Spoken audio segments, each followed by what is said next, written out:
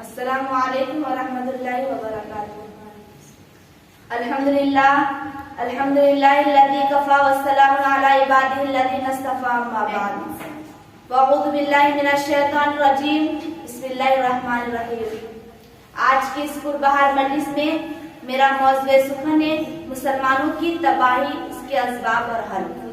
امید ہے کہ آپ سب میرے باتوں کو بغور سنیں گے اور میرے حوصلہ بھی افزائی کریں گے۔ کسی شاعر نے کیا ہی خوب کہا ہے، نفرت کی بات ہے نہ عداوت کی بات ہے، نفرت کی بات ہے نہ عداوت کی بات ہے، میری زبان پہ صرف محبت کی بات ہے۔ اس دور انتشار میں آپس کی دشمنی، اس دور انتشار میں آپس کی دشمنی، سوچو تو ذرا غور سے قیامت کی بات ہے۔ میری پیاری بہنوں، آج مسلمانوں کے اندر نفرتوں اور عداوتوں کی خلیج اور آپسی تنازع کی ایک مہلک بیماری ہر مسلمان کے رگ رگ و ریشے میں سما چکی ہے۔ آج ہمارے اندر اختلافات اور تنازعات نے جنم لے لیا ہے، جس کے بنا ہر مسلمان ذلت و رسوائی کے دلدل میں پھنسا ہوا ہے۔ کوئی اپنے آپ کو شیعہ کہتا ہے، کوئی اپنے آپ کو مودودی کہتا ہے، کوئی اپنے آپ کو بریلی کہتا ہے، کوئی اپنے آپ کو سنی کہتا ہے۔ مسلمانوں کی مختلف تنظیموں نے آپسی اتحاد و اتفاق باقی نہیں رہے۔ ایسا کیوں ہو رہا ہے؟ اس کی وجہ کیا ہے؟ یہ تمام کی تمام باتیں اس بات کو پروف کرتی ہے کہ آج اللہ تعالیٰ ہم سے ناراض ہے، آج اللہ تعالیٰ ہم سے خفا ہے۔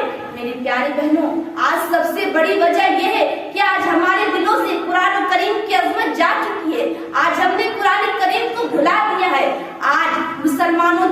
آج یہاں تک کہ مسلمانوں میں سے ایک مسلمان یعنی وسیم رضوی نے قرآن کریم کی مبارک آیتوں کو بدلنے کی بھی کوشش کی، لیکن بھلا جس کی حفاظت کی ذمہ داری خدا خود لیتا ہے، اس کو کون بدل سکتا ہے؟ میری پیاری بہنوں، آج ہمارے دلوں سے شرم و حیا جا چکی ہے۔ آج ہم اپنی تہذیب کو بھلا کر مغربی تہذیب کو دل و جان سے اپنا رہے۔ مسلمانوں جاگو اور اپنی تہذیب کو بچاؤ، اپنی سلطنت کو سنبھالو، ازواج مطہرات کی زندگی کو اپنی زندگی کا شعار بناؤ۔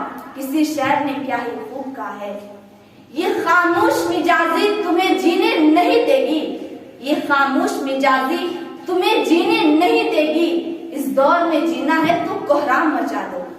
اللہ تعالیٰ نے ارشاد فرمایا اور میرے نبی بیان کر کے چلے گئے، مسلمانوں سنو، اگر تم دنیا میں عزت پانا چاہتے ہو، اگر تم دنیا میں شہرت پانا چاہتے ہو، اگر تم دنیا میں مال و دولت پانا چاہتے ہو، اٹھاؤ اور پڑھتے چلے جاؤ، میں تمہیں عزت سے نوازوں گا، میں تمہیں مال و دولت سے نوازوں گا، میں تمہیں شہرت سے نوازوں گا۔ میں آخر میں اللہ سے دعا کرتی ہوں کہ اللہ تعالیٰ ہم تمام لوگوں کو تنازعات اور تشاجرات جیسی منحوس لعنت سے ہم سب کی حفاظت فرمائے، آمین۔ وآخر الدعوانا الحمدللہ رب العالمین۔